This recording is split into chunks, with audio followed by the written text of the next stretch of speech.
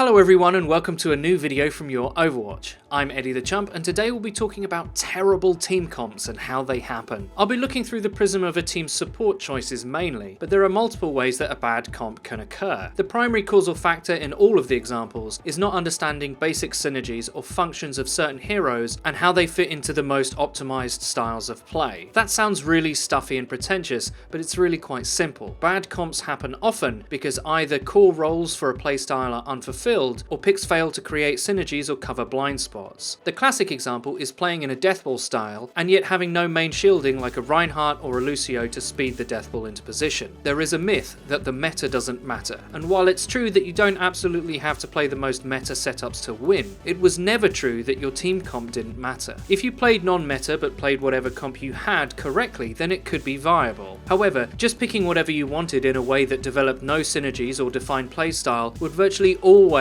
yield bad results. There's an attitude in the community that you just need 2-2-2 and you'll be fine, but that's not true. For example, what if you chose Mercy Zen on King of the Hill as your support options? You'd have two healers, but that combo is completely ill-suited to many basic situations integral in that game mode. Playing those two as your healers in a deathball, for example, would result in your team taking way more damage than it needed to on a retake. Rein slowly moving in with his shield, likely getting it broken, and everyone taking damage before an actual fight has even begun is not a recipe for success. You could have 2-2-2 and yet still not even manage to take a basic team fight properly. Just making sure you have two healers doesn't mean the comp is balanced or even viable, especially on King of the Hill. One Lucio is arguably better than two other mismatched supports. No amount of healing can overcome bad positioning or bad engagements. The gameplay that I'm using for this example comes from FREEDO. Now, he made me point out the fact that he doesn't play very well in this clip, but that's not the point of it. The point of it is, the opposing team has no Lucio to speed in their very slow deathball, and as such, are very susceptible to being ulted down. Not having a Lucio in this scenario makes speeding into position impossible, and because of that, the retake is way more difficult than it needs to be. In reality, there's three main ways to play: dive, deathball, or a split comp with triple DPS. If you aimlessly fill pick into just any old 2-2-2 combo, you could be completely ignoring the win condition for how you need to play to actually win. So why does this happen? Well, it seems that when it comes to support play, people have a misconception about which supports are interchangeable with each other, and there's a very simple way to understand how to not make this mistake. The way the game is currently tuned, there's a top tier of three supports in our minds: Ana, Lucio, and Zenyatta. Too many people consider any of these three interchangeable. We feel it's really Lucio plus one other. We've made countless videos talking about why Lucio is so important and why he has such a high pick rate amongst the pro teams, so we don't want to repeat ourselves here, but suffice to say, he's the only hero who can move your entire team from a bad position into a good one quick enough to actually make a difference. Now, there are times where you can get away with not having a Lucio, and we'll cover those rare examples later. For the moment, let's go over where Zen and Ana are actually interchangeable. If you're wanting to play with a tankier setup, Lucio Zen can struggle to keep them alive, so Lucio Ana is a better choice. Lucio will ferry the tanks around and get them to where they need to be, and Ana will do most of the healing. However, if you're playing a flanker heavy dive or split comp, Zen's Harmony Orbs can track the flanker's healing easily, and they directly benefit from Discord in a major way. He also contributes his own fragging, so in a comp that plays in a very pick or split style, he can really do work. So there's a basic logic to what I just explained. The support options define your playstyle and determine what edge you're trying to exploit. But in matchmaking, it's quite often the case that teams fill pick their supports. Solo queue can quite often be a race to secure the carry roles, with the people who are left over just trying to fill in the tanks or supports. Hands up in the chat if you know what I'm talking about. The problems start when people pick purely based off what they feel comfortable playing, and not what will actually work with the picks already made. If you get the rest of your team picking deathball, and your supports elect to not take a Lucio because either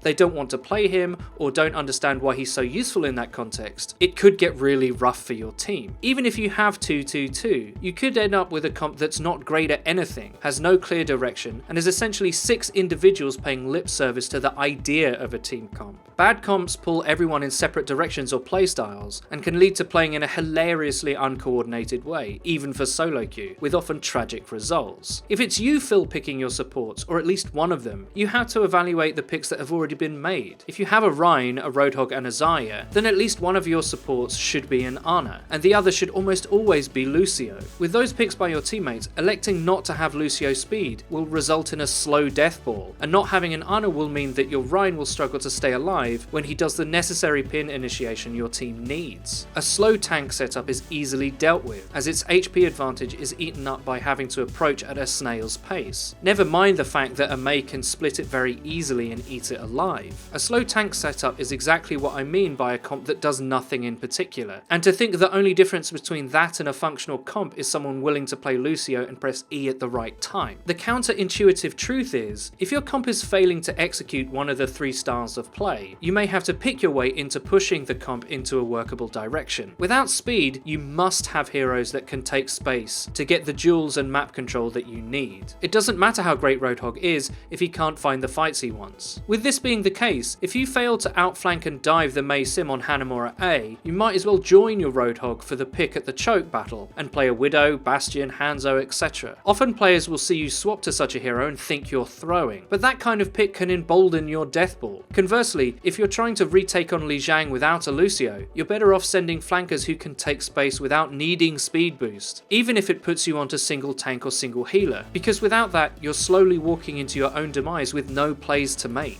In most cases, your team will always benefit from Lucio's strengths. That's because he caters to the most fundamental and simple ways of playing the game. However, there are some slightly more unorthodox playstyles where you can get away with not using him. One of the only excusable ways to use a non-Lucio comp is when you have a comp with multiple heroes in it that don't require speed to get where they need to be. Pharah, Tracer, Genji, Widow, Soldier, Winston, etc. You can play in a very loose pick or split style. That way everyone is off doing their own thing, creating angles for each other. That's a very hard way to play effectively and has a very high skill floor, but it is possible. Another example where you can arguably get away with not using a Lucio is when your team doesn't need to move. Say if you fully committed to the builder defense of a Sim Torb. Obviously we don't think that's a fantastic idea, but one thing's for certain, as it's only really ever seen on first point defenses where you get to set up before your attackers, it could be argued that Lucio's main strength of speeding teams into position isn't relevant there. Matchmaking is not an optimized way to play the game, especially in small or solo queues, but the idea that you can just play whatever you want and expect success is a misconception. Now, playing an aimless fill pick 2-2-2 can work when both teams are doing the same unoptimized strategies. However, when a team does organize into a coherent playstyle against you, simply filling into 2-2-2 will not save you against their superior command of the game. I hope you liked the video. If you did, please don't forget to leave a rating. If you want us to talk about anything specific, please don't hesitate to leave a comment below. Also, if you would like to see us tilt live for your enjoyment, please check out our Twitch channel, which is linked in the description. And don't forget to follow the Your Overwatch Twitter. It's where you can find updates about new videos and streams. I've been Eddie the Chump, and until next time.